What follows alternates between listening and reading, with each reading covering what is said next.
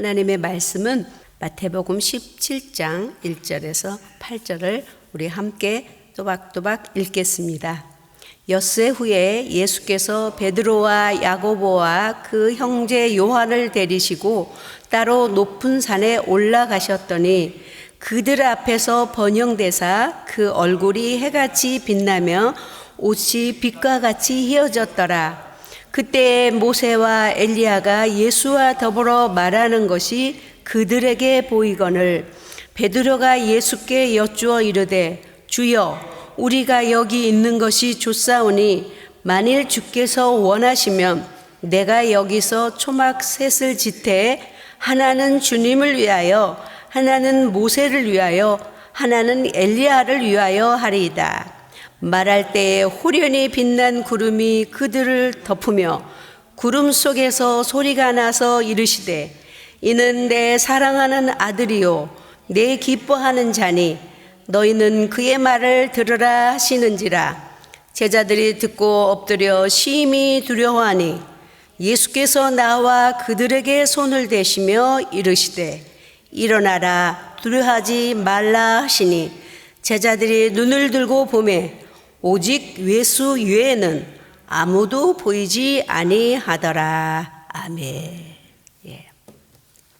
오늘 하나님의 말씀의 제목은 그의 음성을 들으라라는 제목으로 말씀을 전하고자 합니다. 미국의 어느 작은 마을에 혼자서 애롭게 사는 그리고 가난한 줄리라는 할머니가 계셨어요. 그 할머니는 추운 겨울에 난로를 피울 수가 없고 형편에 먹을 게 없어서 얼어 죽게 되었습니다. 그래서 가족이 없었어요. 정부에서 할머니를 장례를 치러주려고 이제 그 집에 와서 장례를 치러주고 할머니 소지품을 다 이제 정리하기 시작했습니다. 그 방에는 냉기가 가득하였고 집안에는 쓸만한 거랑은 아무것도 없었어요. 먹을 것도 아무것도 없었고 온통 낡아 빠진 물건들 뿐이었는데 마지막에 그 낡아 빠진 침대를 치우기 위해서 침대를 드러냈는데 그 침대 아래서 5개의 플룻이 나온 거예요. 처음에는 사람들이 아이고 이런 장난감을 여기다 모아놓고 있었네. 그리고 장난감을 보니 그 플룻이 이상한 겁니다. 그래서 전문가에 가서 그것을 의뢰해 봤어요. 그랬더니 3개, 10개밖에 없는 플룻이었어요. 5개나 할머니가 가지고 있었던 거예요. 돈으로 계산하면은 수백만 달러가 넘는 거죠. 그런데 할머니는 역시 할머니도 이게 장난감 필인 줄 알고 그냥 침대 밑에 쳐놓고 결국은 돈이 없어서 얼어 죽고 말았던 것입니다. 오늘 그의 음성을 들으라는 이 주의 말씀은 줄리라는 이런 할머니처럼 진짜인지 장난감인지 분별을 못하여 죽어가는 것처럼 예수님과 함께 다녔지만은 예수님이 하나님이신지 또 우리 생명의 주인이신지 깨닫지 못하는 제자들에게 나타내 보여주신 예수님의 참 모습이 여기 본문에 이제 내용이 들어 있습니다. 예수님께서는 제자 3명을 베드로, 야고보의 형제 요한을 데리고 높은 산에 올라갔어요. 높은 산에 올라갔는데 3명의 제자들이 놀라운 광경을 목격하게 됩니다. 갑자기 예수님이 변형되시는데 그 얼굴이 막 해같이 빛나는 거예요. 예수님이 누군지 잘 몰랐던 그들이 그 옷이 빛과 같이 하얘졌다고 그랬어요. 확 빛이 나고 광채가 나는 그 찬란한 휘황찬란한 모습을 그들이 보게 되었어요. 그들이 보았던 예수는 어떤 사람이었냐면 목수였어요. 그냥 낡은 옷을 입은 그냥 목수일을 하는 그러한 사람으로 보였고 때로는 가끔은 선생님으로 보이기도 했었어요. 근데 전혀 다른 모습에 정신이 나간 겁니다, 이 사람들이. 그런데 그것뿐만이 아니라 이미 죽었다고 생각하는 모세도 나타나죠. 생전 보지 못한 모세도 있었죠. 성경으로만 보았던 모세, 엘리야가 나오는 겁니다. 그들은 생각했죠. 모세와 엘리야는 이미 죽었다고 생각했는데 모세는 율법의 대표자요, 엘리야는 선지자의 대표자입니다. 그리고 예수님과 셋이서 대화하는 모습을 보니 너무 황홀해서 이게 정말 꿈인지 생시인지 모르는 처음으로 겪는 황홀한 신앙의 체험을 갖습니다. 이 연기를 본 거죠. 제자들은 예수님을 구세주나 하나님 보기에는 너무 희미했어요. 보잘것 없었기 때문에. 사람의 몸으로 온 그가 정말 하나님이 맞는 걸까? 어찌 기적을 베풀 때 보면 하나님 같기도 하고, 또 하늘에 대한 말씀을 전할 때 보면 하나님 같기도 한데, 또한 세상 사람들은 예수님이 몫으로 또한 잘못됐다고 계속 얘기를 들을 때마다 정말 긴가민가 했던 그러한 것 속에 영적 계시로만 들었던 성경의 죽은 자들이 아닌 살아있는 모세와 엘리야를 본 것입니다. 그것도 대화하는 모습을 본 거예요. 신앙 최대의 경험이 이루어지는 순간이 이 본문의 내용입니다. 그 휘황찬란한 놀라운 그런 신앙의 경험을 하고 눈으로 본 목격자인 베드로가 원래가 성질이 급하고 아주 눈치코치가 재빠른 사람이잖아요. 그래서 이 4절에 보면 베드로가 주여! 그러고 갑자기 소리를 지르는 겁니다. 주여, 여기서 부르는 주여는 퀴리오스. 베드로가 부르는 주님의 주는 바로 당신이 모든 사물의 주인이십니다. 모든 만물의 주인이십니다. 라고 고백하는 퀴리오스, 주여라고 부릅니다. 이 세상 모든 것의 통치자요, 결정권자요, 주권자요, 주인이시라는 그런 영예의 호칭을 부르는 것입니다. 순간에 눈이 띄다 보니까 예수가 목수였던 예수가 하나님으로 보여주는 순간이었습니다. 그 황홀함에 도취되었죠. 그런데 베드로는 원래 믿음이 없었습니다. 제자들은. 그 믿음이 없는 베드로는 그 볼 때 일시적이었어요. 그래서 바로 베드로가 얘기하죠. 주님, 주여, 당신은 만물의 주인입니다. 만왕의 왕이십니다. 통치자십니다. 라고 고백한 이후에 즉시에 우리 여기가 좋지 않아요? 여기서 지금 엘리야도 만났죠. 응? 산에 오니 세상 사람도 안 만나죠. 뭐 죄도 안 보죠. 고난도 없는데 딱 우리가 딱 붙들고 살기에 알맞은 예수님에다가 또한 모세에다가 엘리야에다가 얼마나 좋겠어요. 거기가 황홀하고. 그래서 그가 말합니다. 여기에다가 제가 소막 셋을 짓겠습니다. 하나는 주님을 위해서 모실 것이고, 하나는 모세를 위해서 지을 것이고, 하나는 엘리야를 위해서 짓겠습니다. 그때 이제 그 당시의 관습은 존귀한 자들, 또 존경할 만한 그러한 사람, 손님들을 맞이할 때 예의 표시가 초막, 지금 같은 게스트 룸을 만들어서 드리는 거죠. 제공해 드리는 거죠. 듣기에는 참 좋은 것 같죠. 그러나 역시 베드로는 혼적인 신앙이었고, 또한 산상에서 도취되어서 그냥 환상적인 것에 불과한 믿음이 없는 자세로 예수님도 모세도 엘리야도 자기 속에 가둬두고 싶어하는, 나만을 갖고 싶어하고 나 편하면 된다라고 나 혼자만 은혜 받겠다는 그런 생각으로 그는 입술로는 정말 만물의 주인이십니다 라고 말했지만 머리로는 분별력이 없었고 믿음이 없었던 그들의 모습을 하나님이 보십니다. 그래서 5절에 하나님께서 분별 없는 제자들에게 말씀하죠. 하나님의 음성으로 인도하십니다. 하나님의 음성으로 말하기를 내 사랑하는 아들이요. 하나님의 음성이 내 기뻐하는 자니 너희는 그의 말을 들으라 하시는지라 라고 말씀했어요. 그의 말을 들으라. 그의 음성을 들으라. 율법은 모세는 율법의 대표자입니다. 몽학선생같이 완성자가 오면은 떠나가야 되고, 엘리야도 오실 예수 그리스도를 위하여 애원했던, 그래서 애원자, 보조자요. 그들은 돕는 자입니다. 예수님이 오시면 떠나가야 됐어요. 예를 들어서 아이들도 보니까 이제 신랑이 먼저 들어와서 결혼식 때 보면 신랑이 먼저 걸어 들어와서 여기에 대기하고 있습니다. 신부가 저기 있어요. 신부를 이제 데리고, 그럼 예수 그리스도는 신랑이요, 신부는 우리 아이들이고 저라고 여러분이라고 생각을 해보세요. 그런데 그 엘리야 할아버지하고 그리고 모세 할아버지가 그 신부, 우리 어린이들 손잡고 또 우리 어른들 손잡고 지금 신랑한테 데리고 가는 겁니다. 모세는 이렇게 얘기하는 거예요.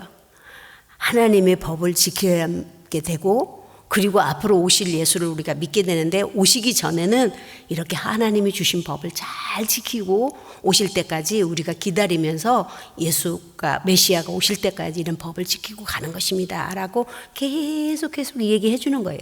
붙들고 가면서. 한쪽에서는 엘리야가 이제 예수께서 오시면 베들레헴에서 날 것이고, 그리고 그 예수님이 어떻게 하나님인 줄 어떻게 알게 되느냐 하면은, 이제 하늘의 별이 갑자기 한 별이 떠오를 텐데, 그 별을 동방 박사들이 연구하다가 그 별을 보고, 그리고 그 별을 따라서 가다 보면은 거기에 한 아기가 태어날 것이다. 그 아기가 태어나면 그게 곧 우리를 구원할 구세주라는 이야기를 둘이서 붙들고 계속 얘기해주고 가는 겁니다. 어디로? 누구한테? 엘리야하고 사는 것도 아니고, 엘리야와 함께 있는 것도 아니고, 모세와 사는 것도 아니고, 모세와 함께 있는 것도 아니고, 모세와 엘리야는 우리를, 한 사람을 데리고, 우리 어린이들을 또 데리고, 나를 데리고, 우리 모두를 데리고 어디로 가야 돼요? 예수께로 가는 거예요. 손 붙들고. 누구? 신랑한테 데려다 주는 거죠. 결혼할 때 신랑하고 신부가 결혼하지, 다른 사람 데리고 간 사람, 아버지가 손잡고 갔다고 아버지하고 다시 사는 게 아니잖아요. 그렇죠. 그런 것처럼 손잡고 들어가는 겁니다. 들어가서 누구에게 신부를 넘겨줘야 돼요? 우리 어린이도 우리 모두를 예수께로 넘겨주는 겁니다. 그렇기 때문에 모세는 또 간데 온 데가 없고, 엘리야도 간데 온 데가 없고, 단지 우리가 예수님을 만나기까지를 위하여서 그동안의 수백 년 동안을 모세는 예수님이 오실 것이라는 것을, 오시기 전에 우리가 예수님이 오실 메시아를 믿는 믿음으로 법을 지키며 오실 메시아를 기다렸고, 엘리야는 어떻게 오실 것에 대한 예언을 계속적으로 했던 것이에요. 그렇기 때문에 우리에게는 남는 것은 오직, 모든 것은 다 온데간데 없지만 우리가 믿는 예수를 만나야 사는 것이고, 오직 예수 안에 있어야 된다. 그래서 예수는 오직 우리를 구원하기 위하여서 이 땅에 오신 구세주이자 구원자이십니다. 십자가에 관한 것에 대해서 그들하고 얘기했던 거예요. 초막은 나그네의 집입니다. 잠시의 생활의 안식처일 뿐입니다. 주님의 십자가의 고난은 영원한 우리의 처소를 예비하시고, 깊고도 넓고도 넓으신 하나님의 뜻이 담겨진, 주님만이 가지고 오실 수 있는 살리는 영으로 오신 신적인 능력이십니다. 권능이십니다. 그래서 우리는 세상에 어떤 말이, 어떤 것이 많이 있다 할지라도 우리는 그분의 음성을 들어야 사는 겁니다. 어떤 분? 예수 그리스도께로 향해야 되고, 예수 그리스도의 말을 들어야 된다는 얘기죠. 그의 음성을 들으라. 하나님은 분명히 그렇게 말씀하셨어요. 우리는 예수 그리스도의 음성을 들어야 살게 되는 것입니다. 그래서 요한복음 10장 27절과 28절을 한번 같이 읽겠습니다. 요한복음 10장 27절 28절. 내 양은 내 음성을 들으며 나는 그들을 알며 그들은 나를 따르느니라. 내게 그들에게 영생을 주노니 영원히 멸망하지 아니할 것이요 또 그들을 내 손에서 빼앗을 자가 없느니라. 주의 음성은 당신의 음성을 듣고 당신을 알고 당신을 따르고 당신을 믿는 자에게 영생을 주고 영원히 멸망하지 아니하도록, 그리고 세상의 어떤 손에서도 빼앗기지 아니하고 우리를 영원한 처소로 데리고 가겠다는 주의 음성입니다. 요한복음 11장 25절 26절을 다시 한번 읽겠습니다. 요한복음 11장 25절과 26절. 예수께서 이르시되 나는 부활이요 생명이니 나를 믿는 자는 죽어도 살겠고 무릇 살아서 나를 믿는 자는 영원히 죽지 아니하리니 이것을 내가 믿느냐? 네, 믿느냐고 묻습니다. 우리는 죽어도 살고 살아도 살려면 오직 예수 그리스도를 믿어야만이, 예수 그리스도만이 우리 안에 계시고 우리가 그 안에 있어야만이 예수 그리스도와 더불어 함께함으로, 모세도 엘리야도 모두 예수께로 우리를 인도하는 인도자일 뿐이지, 모세와 우리가 영원히 사는 것도 아니고 모세로 인하여서 구원을 얻는 것도 아니요 엘리야를 통해서 구원을 얻는 것이 아니라 오직 죽어도 살고 살아도 살리는, 나는 부활의 생명이라고 말씀하신 예수 그리스도를 내가 믿느냐고 묻습니다. 진정으로 정말 우리 어린이들에게만 묻는 게 아니고 내게 내 자신 스스로에게 한번 물어봐야 될 때가 아닌가 싶습니다. 나를 영원한 삶으로 인도하시는 약속의 보증이신 영생의 길이신 내게 주신 예수 그리스도로 말미암아 새 언약에 동참하는 것입니다. 예수 그리스도가 없이는 우리는 그 아무것도 할 수 없습니다. 거기에 귀를 기울이는 자에게, 주의 음성에 귀를 기울이는 자에게 하늘의 신령한 음성을 듣게 하실 것입니다. 로마서 10장 17절의 말씀은 우리가 너무나도 잘 아는 말씀입니다. 한번 읽어보겠습니다. 로마서 10장 17절. 믿으면 들으면서 나며 들으면 그리스도의 말씀으로 말미암았느니라. 예, 그의 음성을 듣는 것은 오직 그의 말씀을 듣는 것입니다. 우리가 주의 말씀을 들음으로써 우리 영혼이 소생하게 되고 주의 말씀이 들려져야만이 참 굉장히 쉬운 말을 자꾸 하고 반복하고 있다라고 여러분 그렇게 생각할 수 있어요. 하지만 정말 내 안에 주의 음성이 들려져야 되고 진정으로 주님의 음성이 나 살아서 역사돼야 될 줄로 믿습니다. 엘리야도 모세도 죽은 자가 아니었습니다. 하나님은 산 자의 하나님이 죽은 자의 하나님이 아니십니다. 하나님은 죽은 자와 함께 있지 아니하십니다. 나는 아브라함의 하나님, 이삭의 하나님, 야곱의 하나님, 야곱도 이삭도 아브라함도 엘리야도 모세도 다 살아있다는 사실입니다. 할렐루야.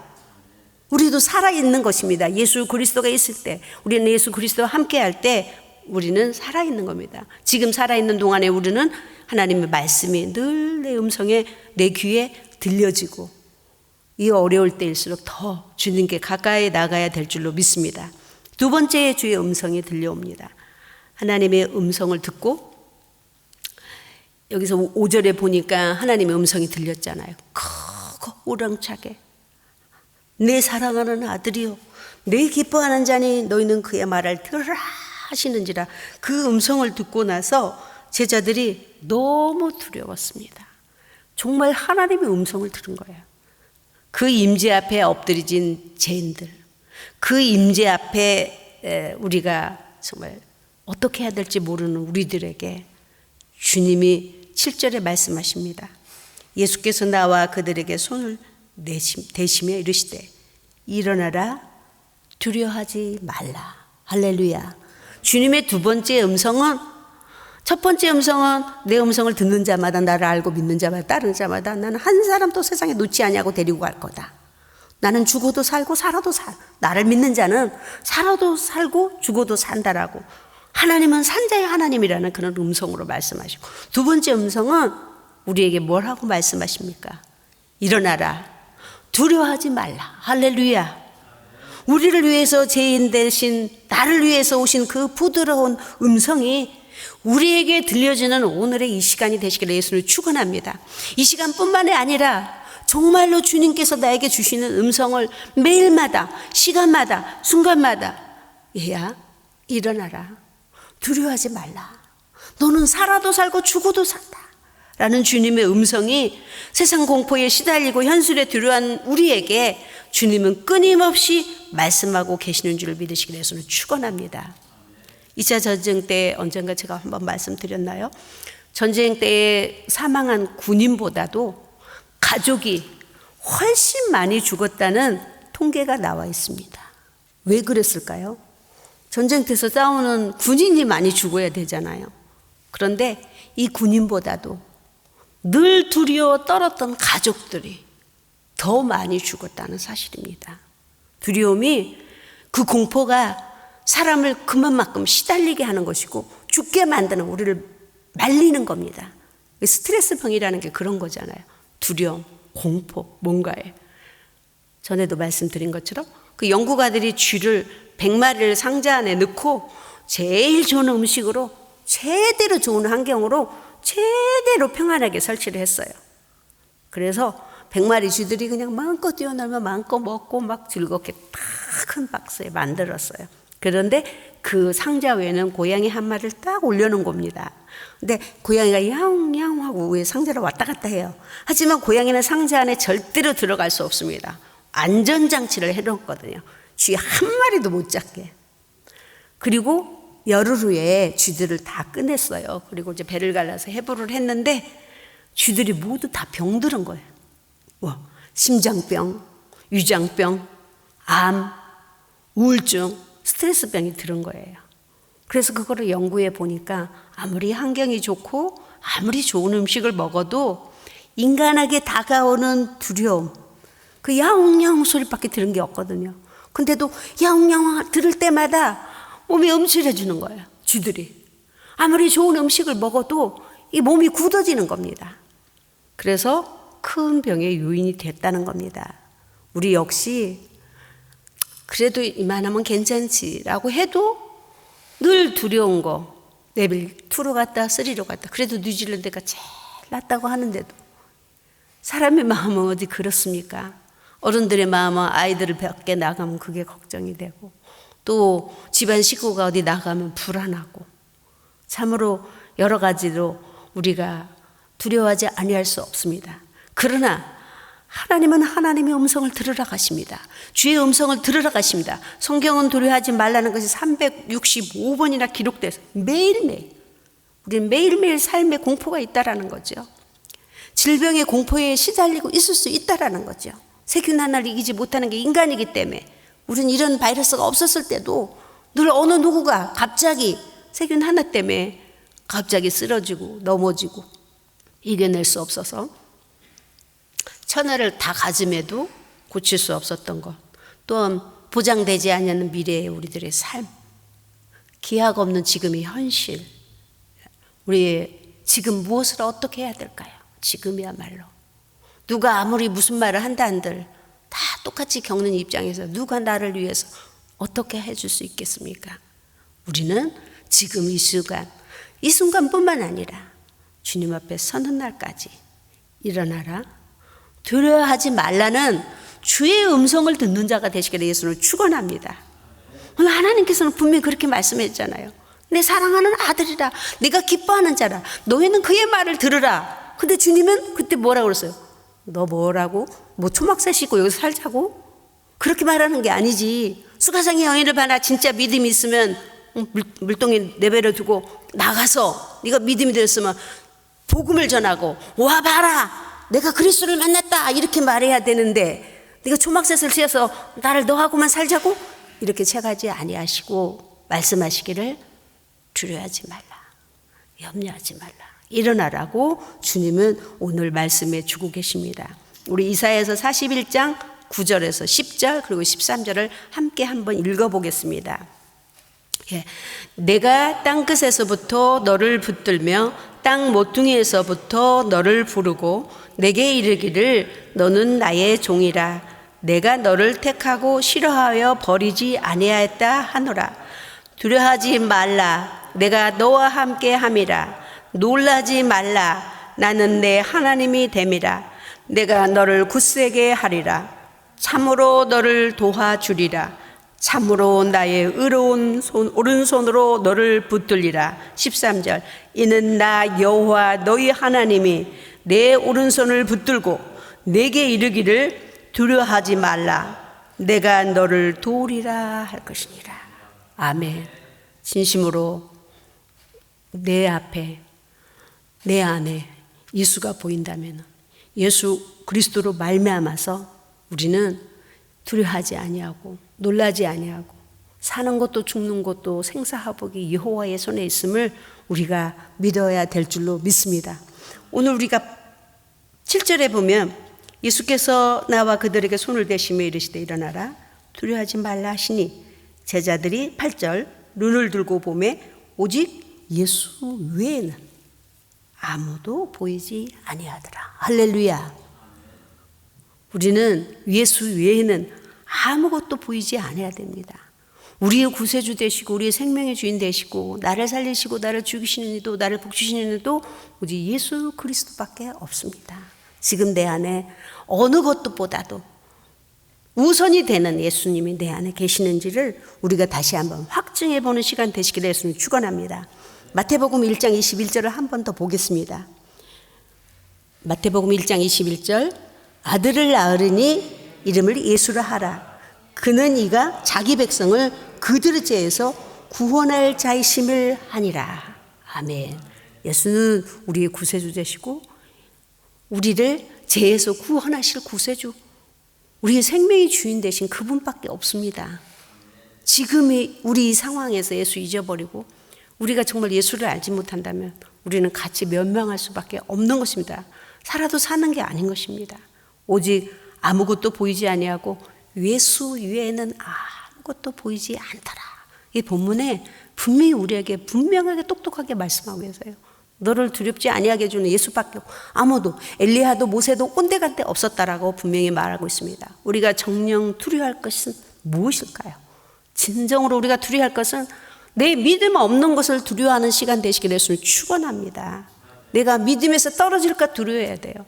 이러다가 아니라고 평안하고 이러다가 예배 제대로 드리지 못하고 교회 문밖을 가지 못하다가 내 믿음이 떨어지면 어떡하나? 내가 이러다가 예수 잊어버리면 어떡하나? 내가 구원에서 떨어질까? 두려워하는, 그것이 두려운 것이지 예수가 내 안에 있어서 세상에 두려운 것이 아니라는 사실입니다. 오직 예수 외에는 보이지 않다라는 신앙의 고백이 항상 떠나지 아니해서 사랑의 실체이시고 완전한 구원의 완성자로 오신 그 예수께 붙들려서 지속적으로, 오늘뿐만이 아니라 지속적으로 주님의 음성으로 위로와 평강이 들려지기를 예수는 축원합니다. 그렇죠. 때마다 일마다 주님은 우리를 도우시고 당신의 합당한 때에 우리를 세우시고 회복해 주시는 것이 그분의 뜻입니다. 요즘에는 말세라, 종말이라, 그리스도의 재림설, 환란 시대, 또한 무천년설, 천년 왕국설, 공중 혼인 잔치에 대한 많은 설들이 나오고 있습니다. 저도 자주 그거를 지금도 봅니다. 지금이 어느 때일까? 어느 시점일까? 정말 대환란에 여러 가지 설들이 나와 있지요. 이 모든 것을 깨고 있다 할지라도 예수 없이는 나와 상관이 없이 멸망하는 겁니다. 할렐루야. 아무리 학파가 되고 박사가 돼서 이 많은 것들을 알고 있어서 무천년설은 천년 왕국이 없고 천년 왕국이는 그 실제적으로 보수적인 거 이런 이야기들이 얼마나 많이 나오지만 이걸 안다고 우리가 성공하고 우리가 안다고 사는 게 아니에요. 이걸 몰랐다 해도 예수와 나와 상관이 있을 때에 사는 겁니다. 이것을 몰라도 내가 예수 믿고 예수님 외시고 예수만 보인다면 두려워할 것이 없습니다. 종말의 지식이 없어서 멸망하는 게 아니에요. 요즘에 그런 것들이 많이 뜨더라고요. 종말의 지식이 너무 부족하다.